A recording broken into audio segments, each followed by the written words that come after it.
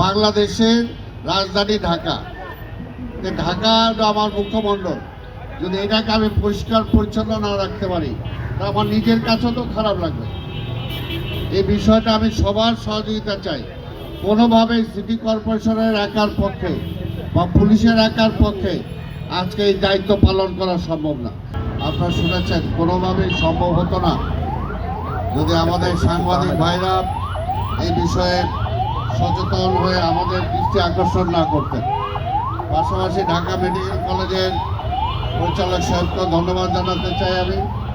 ওনারাও আমাদেরকে সহযোগিতা করেছেন।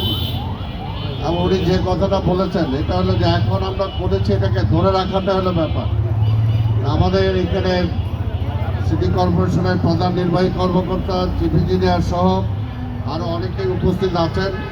আমি সবাইকে ধন্যবাদ জানাবো। পাশাপাশি একটা কথাই বলবো, মানুষের দেহের মুখটা হলো মুখমণ্ডলটা সবাই পরিষ্কার রাখার চেষ্টা করে, সবাই সুন্দর রাখার চেষ্টা করে। বাংলাদেশের রাজধানী ঢাকা। ঢাকা আমার মুখ্যমণ্ডল, যদি এটাকে আমি পরিষ্কার পরিচ্ছন্ন না রাখতে পারি তা আমার নিজের কাছেও তো খারাপ লাগবে। এই বিষয়টা আমি সবার সহযোগিতা চাই। কোনোভাবেই সিটি কর্পোরেশনের একার পক্ষে বা পুলিশের একার পক্ষে আজকে এই দায়িত্ব পালন করা সম্ভব না। আমি জানি যে সাংবাদিকরা আপনারাই আমাদেরকেই ধরেন, কিন্তু আমরা বলবো যে আপনারা যারা এই দায়িত্ব পালনে অনীহা প্রকাশ করছে, দায়িত্ব পালন করছে না, আজকে প্রত্যেকটা নাগরিকের দায়িত্ব আজকের এই দায়িত্বটা পালন করা।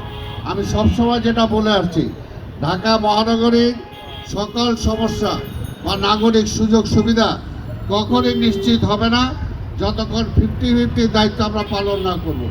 জনগণ 50% দায়িত্ব পালন করতে হবে, সিটি কর্পোরেশন 50% দায়িত্ব পালন করবে, তাহলে 100% হবে।